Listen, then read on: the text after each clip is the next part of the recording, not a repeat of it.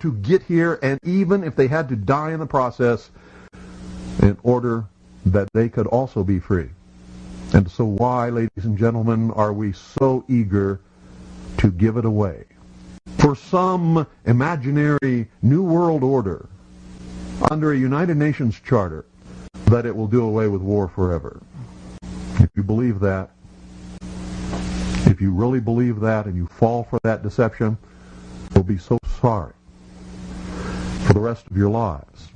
This next clip might bother a few people because it talks about 666 in the Bible, but if you can get past all that and just listen, it is quite intriguing. Let him that hath understanding count the number of the beast, for it is the number of a man, and his number is 666, and there are two ways to compute this. Roman numerals give the clue of how to identify the mark of the beast. When the New Testament was written, Rome used a combination of 6 alphabet letters to make up all their numbers, every one of them.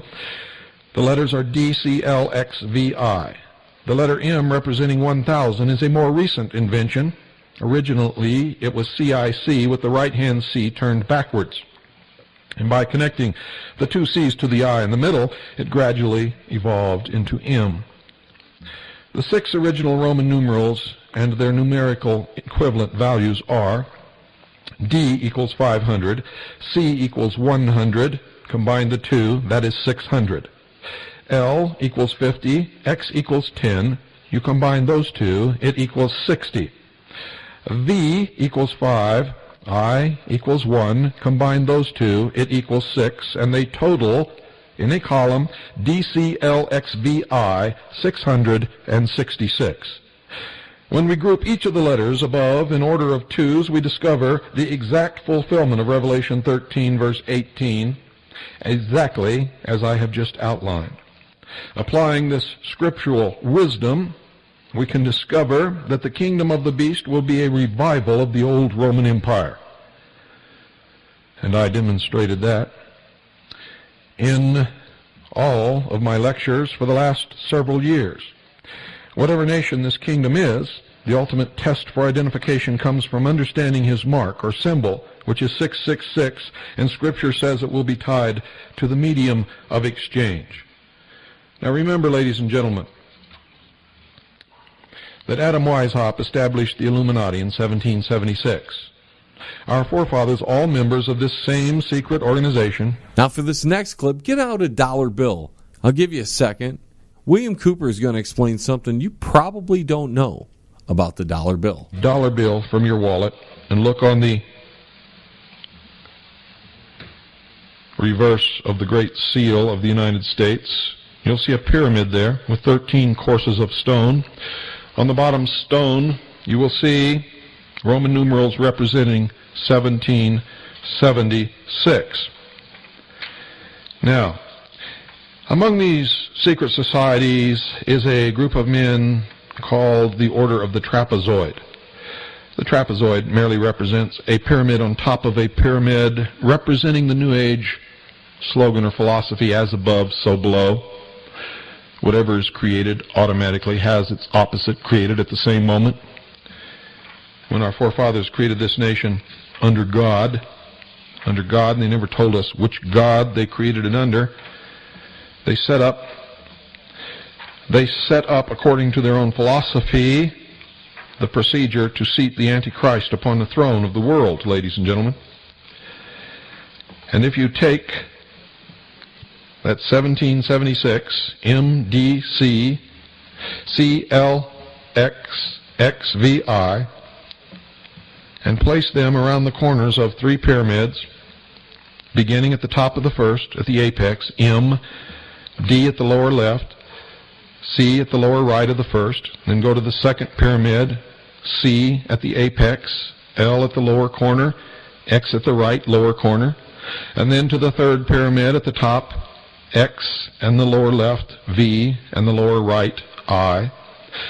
And then draw an inverted pyramid beneath these 3.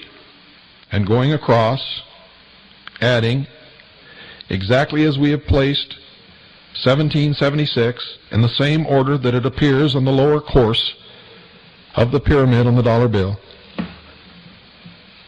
We now add across the lower legs and place the sum of each at the lower apex of the inverted pyramid underneath the 3. DC is 600. LX is 60. VI is 666.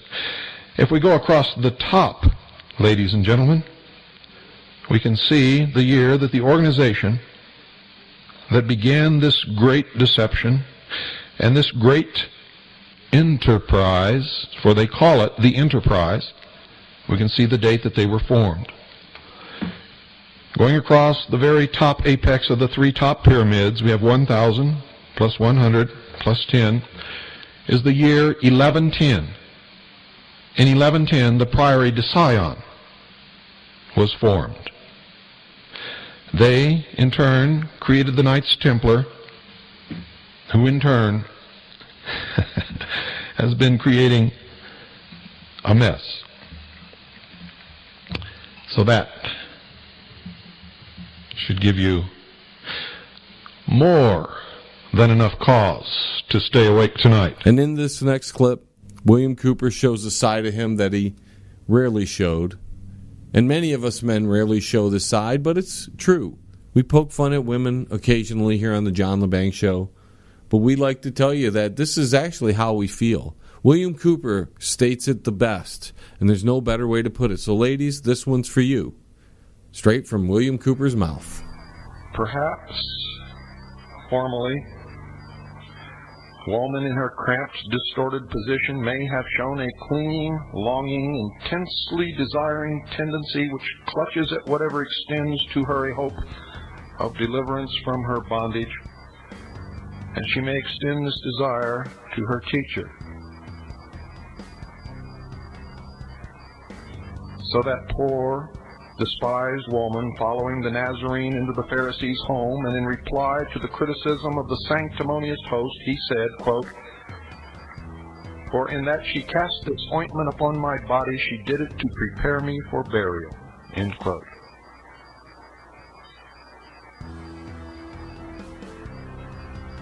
And when a man is slowly working himself free from his inherent evils,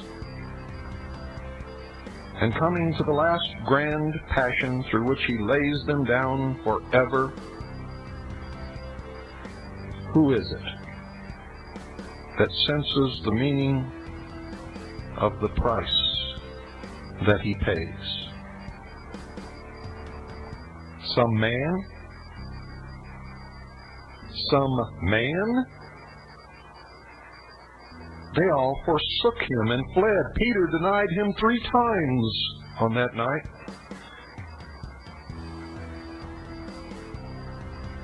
Only woman stood by him from the beginning to the end. Only woman stood by him from the beginning to the end. And when the struggle between the man and the angel comes on in the human soul, it is only woman who understands. When I was in great need and alone, Annie came to me.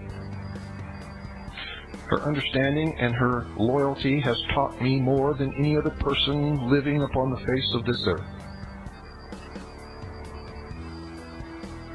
When she was working to her very capacity, and I was strained in mine, and I needed someone desperately to assist me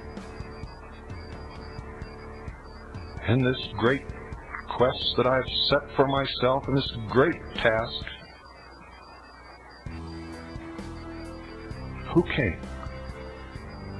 Who was it that came to help me? It was a woman. It was Carolyn Nelson. And she's still here,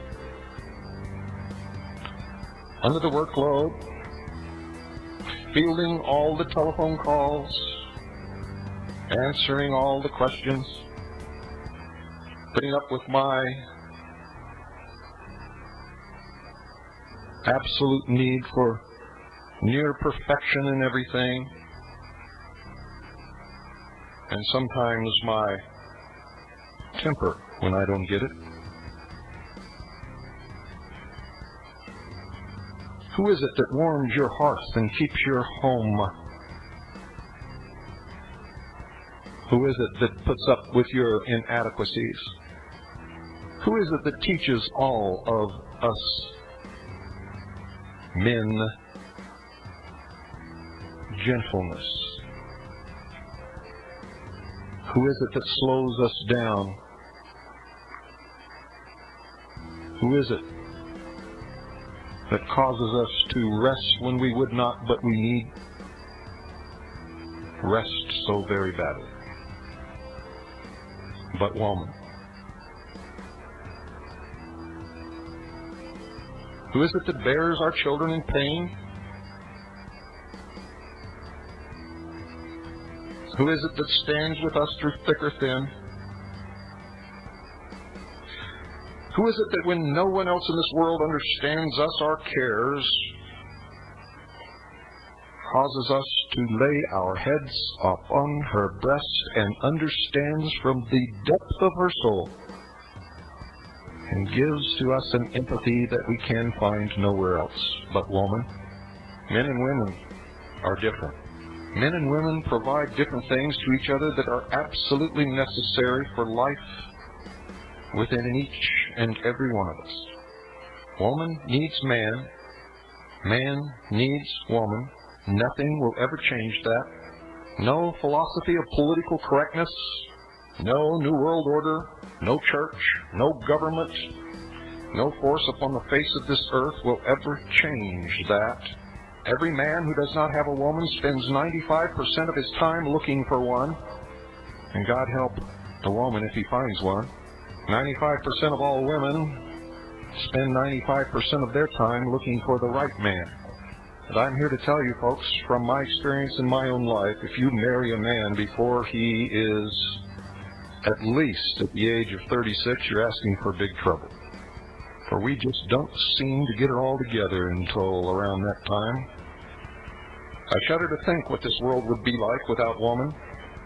I believe sincerely in my heart that it is woman that civilized man. I believe that without the need of the woman for security, during the time that she is bearing the child, there would never have been a first city. Think about that. I want you all to think about that, and for all the women who have been in my life in any capacity, I thank you from the deepest depths of my heart, and I hope sincerely, ladies and gentlemen, that they never, ever leave.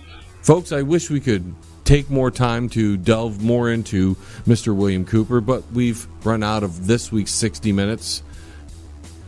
Please go to our website, that's www.jlebang.com, to find out more about William Cooper. Please Google him. You may find some of the information that he conveyed to his listeners to be much more profound than you ever realized. I'd like to thank all of our affiliate stations carrying the John Lebang Show, and of course, you, the listener. For without you, no one would be tuning in, and I would have just done an hour of radio for nothing. Remember to tune in next week. We have author and rock and roll historian Mr. Derek Shelmerdine joining us for what might be the greatest ever rock and roll unraveled, the best 100 albums of all time. That'll be in the first hour. And until the vibrations of my vocal cords reach your ears again, this is John Lebang, signing off from the Banger Studios. T-minus 10, 9, 8, 7, 6, 5, 4, 3, 2, 1. We have liftoff. Tune in again next week. Same time, same space, same station. Resistance